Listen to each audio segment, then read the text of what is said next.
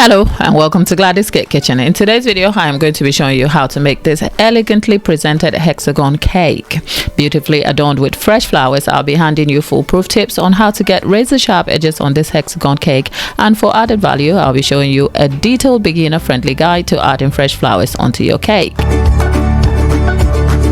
This video is part one of a two-part series where you will learn how to make this cake aiming for sharp edges, and in part two, packed with more tips to help you, I'll show you how to decorate this cake with layers of ganache to achieve a multicolored look using an offset spatula. I'll also show you how to prepare the fresh flowers for use as decoration on this cake. At the end of this series, you will be equipped with all the skills you need to tackle your first fresh flowers and hexagon cake. So without having to waste your time, let's jump right into it.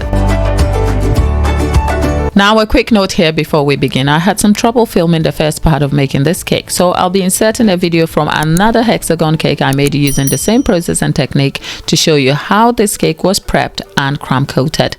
The cake here is an 8-inch cake, but the cake we will be working on later is a 12-inch cake.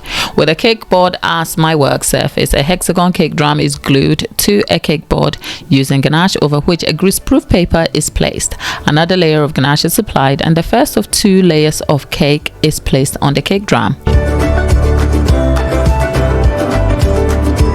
As a two-layered cake, the cake is then filled with buttercream and the second layer of cake added.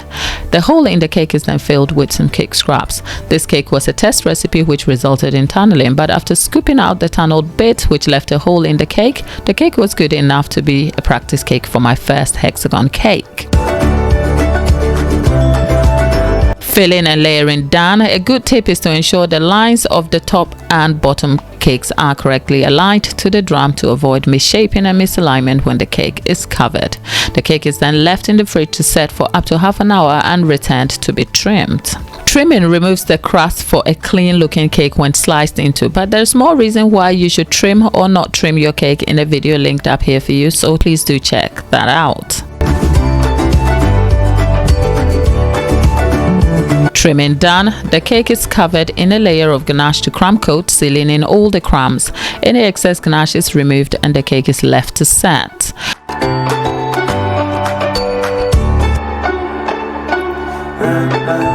When the cake returns, a second hexagon cake drum wrapped in plastic is placed on top of the cake, making sure the top and bottom drums are aligned. A scraper and right angle ruler are used to ensure the correct alignment and any misalignment rectified. This is done by first moving the scraper around the sides of the hexagon. Then a right angle ruler is placed standing straight at a 90-degree angle against the bottom of the cake drum.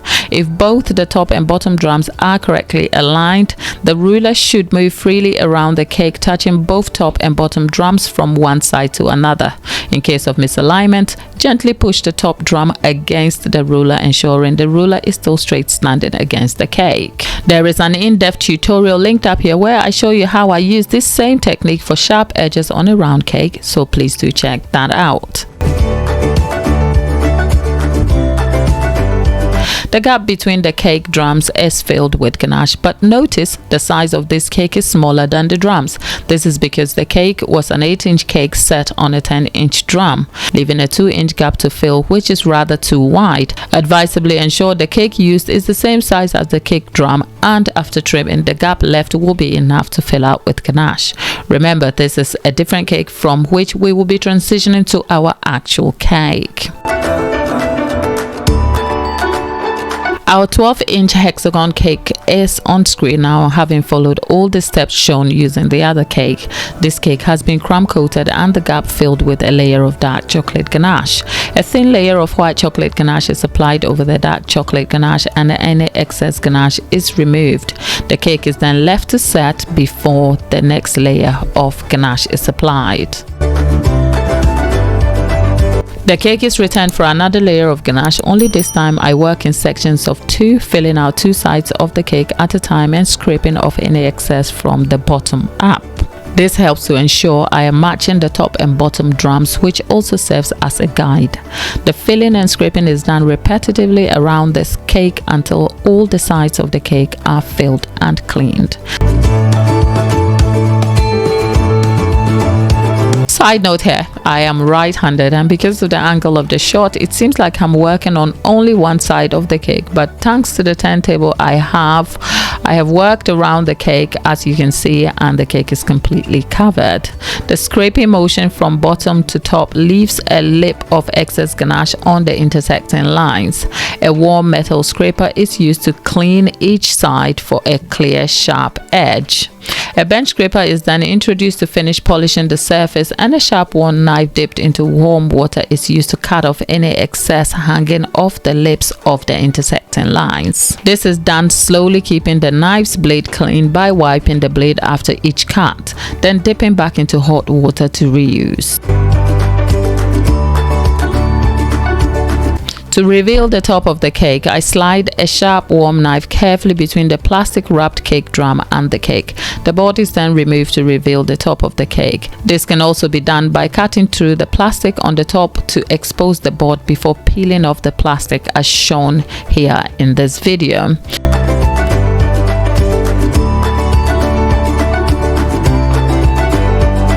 The top of the cake is then filled and polished using a bench scraper and a knife. The cake is then flipped bottom side up, and using the same techniques as before, the cake board is removed and the top of the cake covered in white chocolate ganache. This cake is going to be facing forward, so it's important to have both the bottom and the top sides polished. And the same white chocolate ganache used here will be colored for the multicolored pink and white layered look for this cake. Using a bench scraper to clean off any excesses on the top of the cake, a small plastic scraper is used to scrape the sides of the cake whilst gathering any excess ganache to the top lip of the cake. A warm sharp blade is used to cut and clean any excess, and here we have a polished hexagon cake ready to be layered with ganache. Our cake is complete with razor sharp edges and clean lines achieved using simple techniques. In part 2 to come later, we'll be delving into prepping our flowers as decorations for use on this cake, and we'll be learning how to achieve a multicolored textured look using an offset spatula. The cake will then be presented elegantly as a hexagon cake top forward, displayed on a fondant covered board with acrylic name charms and a few other decorations, so you don't want to miss that. In the meantime, check the video right here to see how I achieved sharp edges using the double card method. I'll see you in my next video. Thanks for watching.